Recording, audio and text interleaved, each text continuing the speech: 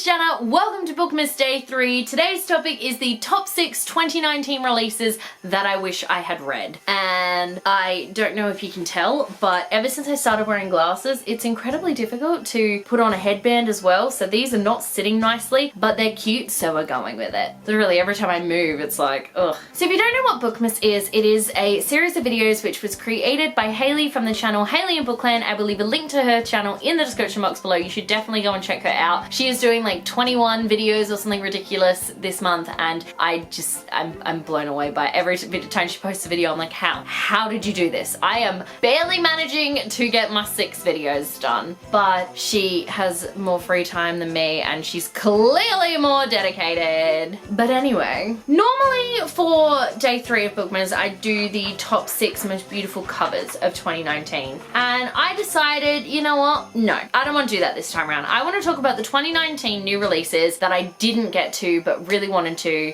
but didn't for whatever reason that might be. And let's be real, for the majority of these, it's not going to be a good reason, it's going to be an excuse, but I think we're all guilty of that sometimes. So, coming in at number 6, we have Beyond the Black Door by A.M. Strickland. Now, this book was on my end of year releases list, which is a video that I put out not too long ago. I'll leave it linked in the description box below if you're curious and want to check it out. And this book sounded amazing. Like, this is the one I think that involved the door, that was like the heartbeat, and there's things and like a salt. It just sounded really cool. And I have not read it, obviously, because I haven't picked up any books for like 2 months. Apart from the Frozen book and the Star Wars book, I literally haven't bought any books in like 2 months. And I'm not surprised because I have a lot of books on my physical TBR that I would really like to get rid of. I say this at the beginning of every year, and at the end of every year I'm like, the number didn't change!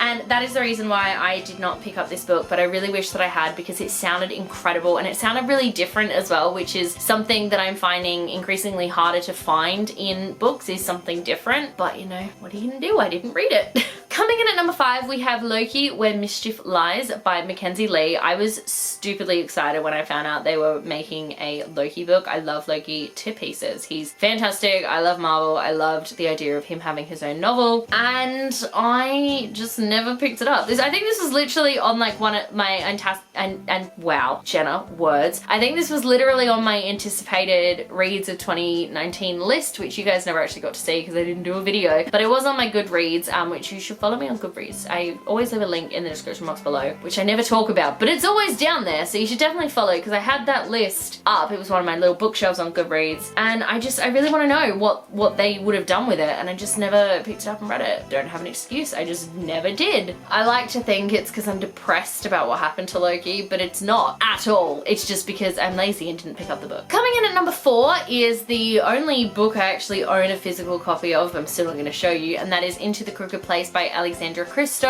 I picked this one up in November. It was the YA Circle's November book of the month, and I did get the flu, so I wasn't going to go to the meeting anyway, but I still could have read the book and I didn't. So I am determined next year to read all 12 books that the YA Circle set, because I want to read them all. I haven't done that since I joined the book club, and it makes me upset. So there's been quite a few meetings that I either don't go to, or meetings that I've gone to and I'm just having to sit there like, well, didn't read the book. And it's fine, because it's not all the reason that I go. I go to see all my friends and we talk about the new releases that are coming and like other books that we've read. But the big thing is, when you join a book club, you join to talk about the same book together. So not reading them is a real drama. So that's one of my goals for the year, is to read all 12 of the YA Circle books, and I wish I'd read this one because this one actually sounded really cool. So I will probably still read it at some point. I just didn't read it when I should have, and it bugs me. Coming in at number 3, we have Lady Smoke by Laura Sebastian. This is the sequel to Ash Princess, which I read at the end of last year and absolutely, I don't want to say loved, but I really enjoyed it. I thought it was really great. It was kind of predictable, but I mean, most high fantasies are nowadays, so I just went with it.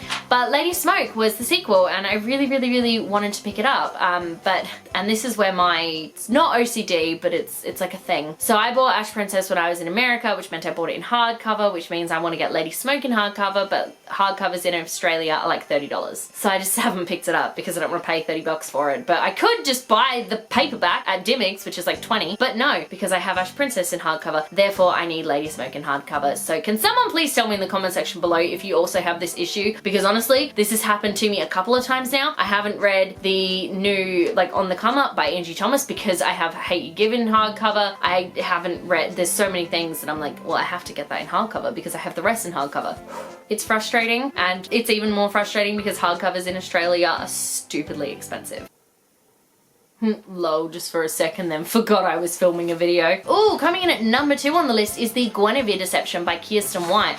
Fun fact, I've never read a single Kirsten White book before in my life. I don't even know what book she writes. Was she the one who wrote the ones with the weird covers? Where the Anna Darken series and then the Frankenstein book? Yes, that was her. But she's done The Guinevere Deception, which sounds amazing because I love and adore the Arthurian legend like you wouldn't believe. And I loved, when I read the blurb for this one, I loved the idea of this new adaptation where it's Guinevere who's doing everything, but Guinevere's a changeling and like there's someone else coming to Camelot and she's trying to save Arthur, and it sounded awesome. But once again, I just haven't been buying books recently, which is not a bad thing, but also there's these things called libraries that I could use. I don't know, it's a whole thing, but I really wish I'd read it, especially because this year I went on like an Arthur kick and I watched all of the Adventures of Merlin again. Definitely could have ridden that high and read the Guinevere Deception, but I didn't, and that's depressing. Coming in at number 1, the 2019 release that I wish I had read the most this year, that is Cursed by Thomas Wheeler. This one is also an adaptation of the Arthurian legend, but this one is also being turned into a Netflix TV series. It is starring Catherine Langford as, I assume it's as Morgan or Guinevere or someone, and I don't know how I feel about that. I feel like I didn't like her. I feel like I struggle with her as an actress just because I didn't like 13 Reasons Why. But I feel like if I see her in enough other things, I'll be fine. And I think she'll probably do a really good job as Guinevere or Morgan. You know what? She'd do a really good job as Morgan. I can see her being like a Morgan Morgana type and it would just be incredible. So I really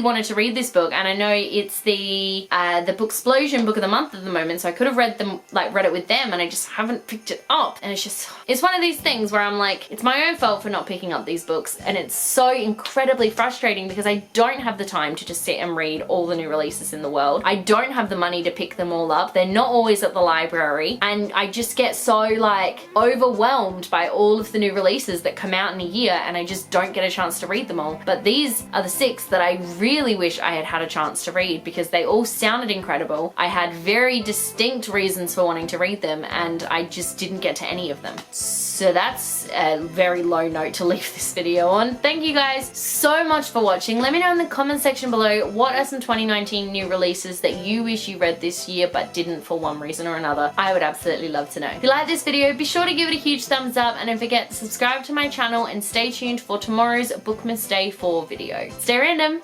Bye.